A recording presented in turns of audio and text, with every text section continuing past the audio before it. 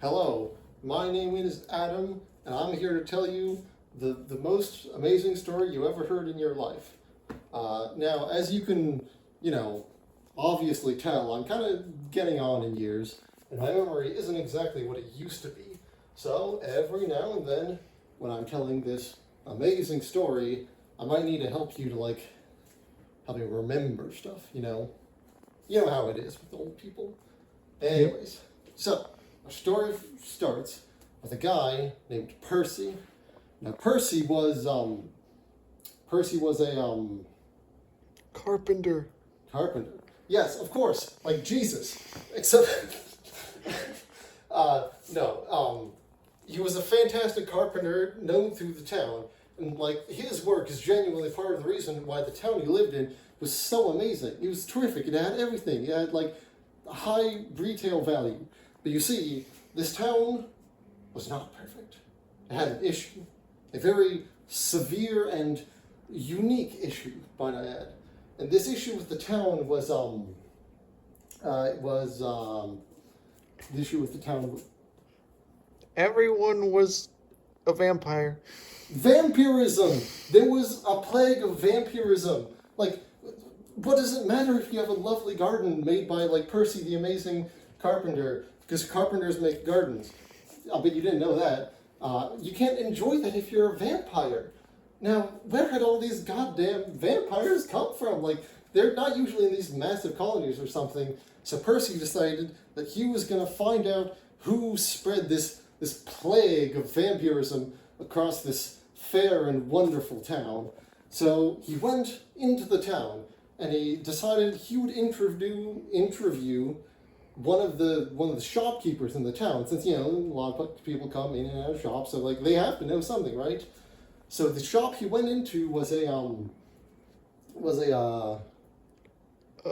It was a I don't. It was a geode shop.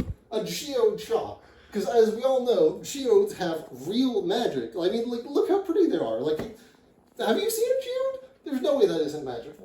Anyways, so he goes into the geode shop, which is real magic, by the way. Magic is real. And he asks the keeper of the shop, the shopkeeper, if he knows anything about this like sudden plague of vampires. Well, I guess plague is kind of rude. They're just victims or whatever. He asks if he knows anything about it, and the shopkeeper says, "Yes, of course. I, being the purloiner of the finest stones in the land, have used their acute resonance to detect an evil which has come into the town but has left, and he has gone to a very distant lair, which shape I cannot yet transcribe.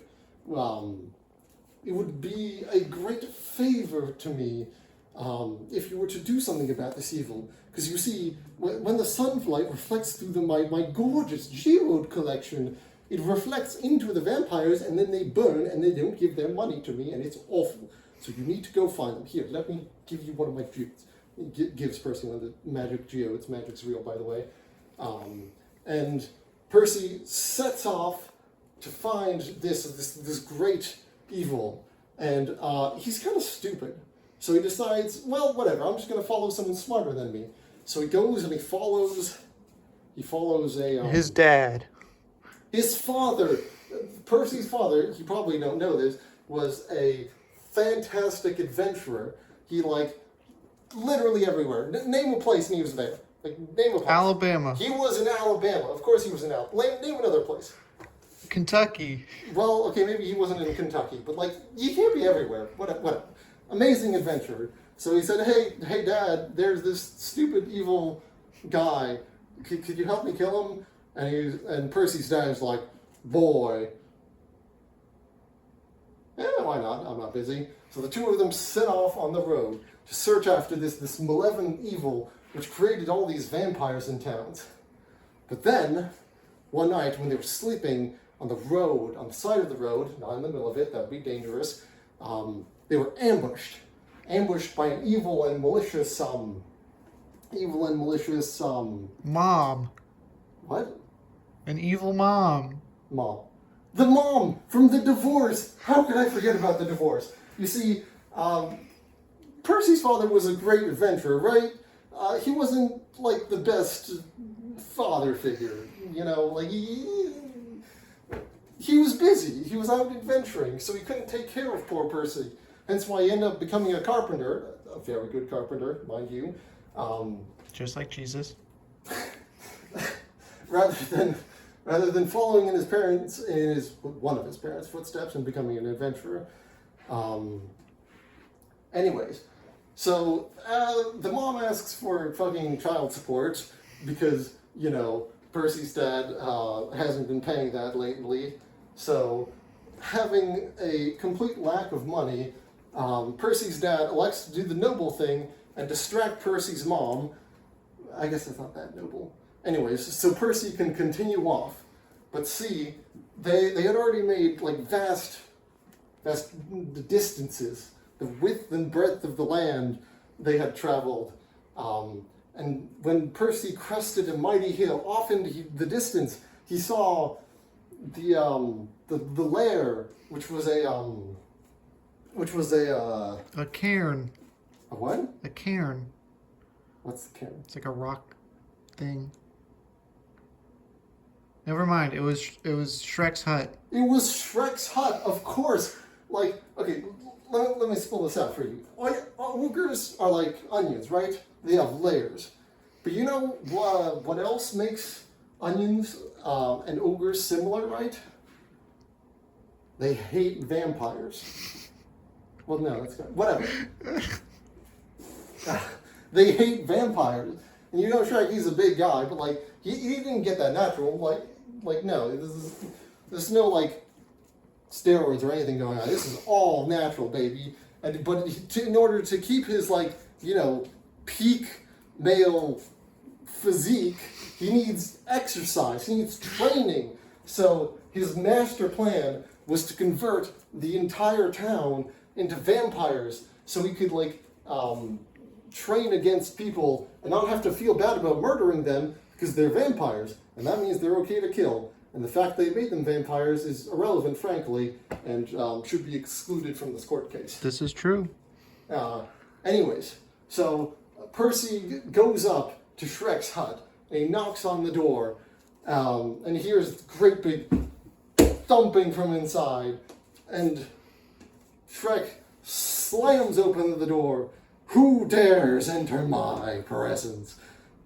I don't know why I put my arms in. Anyways, so seeing his great rival, this evil mastermind, Percy whips out his weapon, his one and only, his trusty, Mace. Mace, right, of course, which he keeps in a spray. It's the mace spray, not the actual one. What, he's a carpenter. What, you thought he just has a medieval weapon lying around? No, that'd be stupid. He takes a can of, like, mace bear spray and then just goes to town on him. Like, That would okay, Shrek is, like, trained in, like, conventional combat, right? But, like, what is this lunatic doing spraying bear spray in my goddamn face? I can't see. I am blind. My face is agony. So he, you know, collapses at the floor, writhing in pain. And Percy asks him, "Halt, you fiend! How do I undo the vampire thing?" And Shrek is like, "I don't fucking know. It's like a one-way process, man." So Percy kills him. Just, like, takes his neck, like, it was not a good. I don't want to talk about it. Anyways, so he ventures into Shrek's hut to see if there might be some way to undo the vampiric curse on the town. And he goes into he sees, like, a hatch on the floor, so he, you know, like, fucking lifts it up, goes down to the cellar, and there he sees, in the cellar there's a Dungeon. a dungeon with great many cages, and it was like a tunnel. See, like, you know, it was like the cages on the side, and then one great big cage at the end. So, like, the absolute, like, mad lad that he is, Percy just struts up and starts banging on the big cage right at the end of the hallway, which is like, it's a big cage. It has to be the person, like, whatever. Inside this cage, he sees locked up and chained. It's a donkey. A donkey. The donkey. The origin of the vampiric power. Since, as we all know, donkeys are the source of all vampires. Well, it's a donkpire. Whatever. The source of all vampires. This was the true origin of, like, the plague on the town.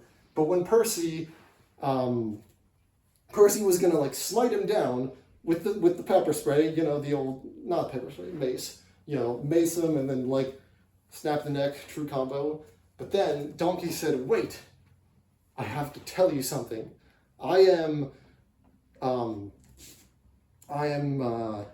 your real dad. He's his real dad. That's the truth that the Democrats don't want you to know. So, us taken aback by this, Percy doesn't know what to do. So, he's just on the floor. He's, like, writhing in agony, like, emotional agony. Not because he, like, accidentally sprayed himself. No, that would be silly. This is Percy we're talking about. He would never do that. Then, Donkey looms over him, prepared to turn him into a vampire. But then, Percy, using his carpentry It's okay, you'll get there. his skills as a carpenter, and he uses his powers of rearrangement and creation, to rearrange Donkey's rib cage into a picnic table. He's dead. Ooh! It was great. This is PG-13. I'm not going to describe it. It was awful. So he takes Donkey's still beating heart and he brings it outside and he holds it into the sunlight as it starts to smolder. And then he crushes it with a single hand. And an aura of, like, goodness and purity and onions radiate outward. And Percy feels a profound fulfillment, for he knows that now his town is safe. Thank you for listening.